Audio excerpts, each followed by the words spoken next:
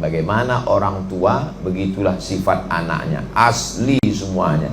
Sifat-sifat bawaan, karakter, masalah on time, tepat waktu, masalah cara bicara, masalah kedisiplinan, masalah takut makan haram.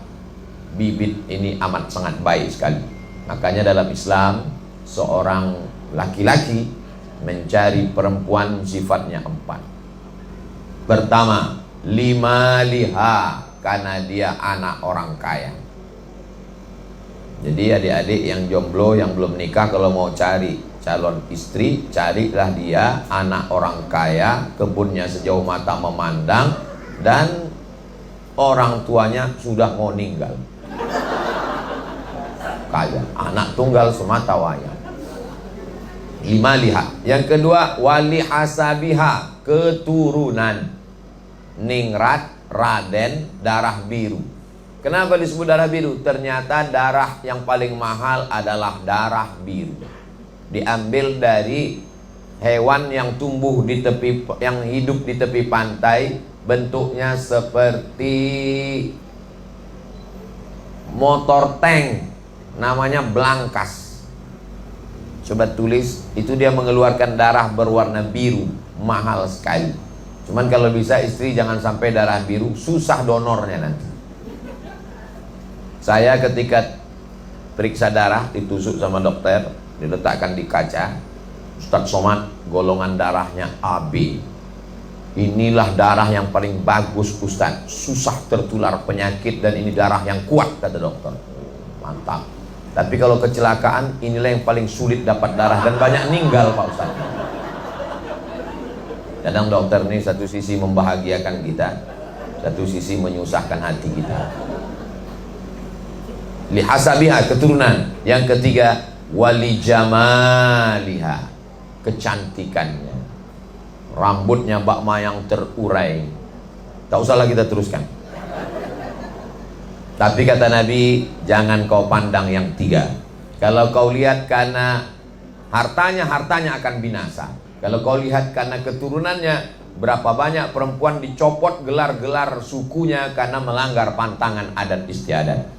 Jangan kau pandangkannya rupanya, karena wajah musim berganti, semuanya akan berubah. Perempuan itu ibarat bunga. Bunga itu seperti kuntum yang mekar harum semerbak, tak lama kemudian dia akan layu. Yang tidak berubah itu cuma bunga plastik. Tapi pandanglah, kata Nabi yang keempat, fasfar bidzatid din, lihatlah bagaimana dia taat menjalankan ajaran-ajaran agama. Itulah yang tidak akan lapuk karena hujan, tak akan lekang karena panas, tidak akan berubah apapun yang terjadi. Zaman boleh berganti, politik boleh bertukar, tapi sifat bawaan ibu akan turun kepada anak. Itulah pentingnya mencari sifat ibu yang solihah. Adapun perempuan mencari calon suami, sifatnya lebih dikit lagi, hanya 2 saja. Idza ja'akum man tardawna dinahu, kalau datang laki-laki meminang anak. Bapak-bapak yang punya anak, kalau datang laki-laki meminang anakmu, pandang yang pertama dinahu, baik menjalankan agama, wa khuluquhu, baik akhlaknya. Kenapa 2? Karena ada orang yang akhlaknya baik, sopan. Kalau ditanya, OSB di mana? Di sana. Sopannya luar biasa. Natap kita pun nggak mau, tapi nggak sholat, nggak bisa. Ada pula orang yang sholatnya rajin, sholat zuhur, sholat asar, sholat maghrib, sholat isya, sholat tahajud, sholat witir, puasa sunat, tapi kasar, nggak bisa. Dua-duanya harus sejalan. Orangnya sopan, orangnya baik, orangnya juga menjalankan agama. Mudah-mudahan yang belum berjodoh segera ditemukan jodoh yang baik-baik. Banyak juga yang belum berjodoh.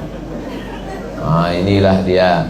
Setelah mereka ketemu, laki-lakinya baik, perempuannya baik, dipertemukan dengan cara yang baik, namanya ta'aruf. Gak ada pacaran dalam Islam. Sekarang banyak ini anak-anak muda sholat tahajud, sudah hijrah, jam 3 malam nelpon Kamu nelpon siapa? Pacar? Enggak Pak Ustadz, ini pacar syariah. Tahajud ya yang. Kamu udah nikah? Belum.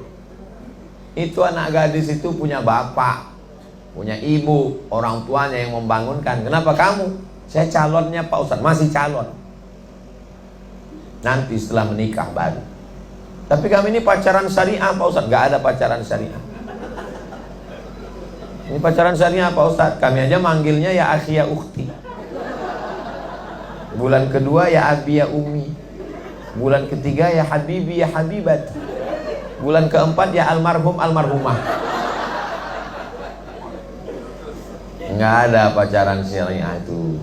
La talbisul haqqa bil batil. Jangan campur yang hak dengan yang batil.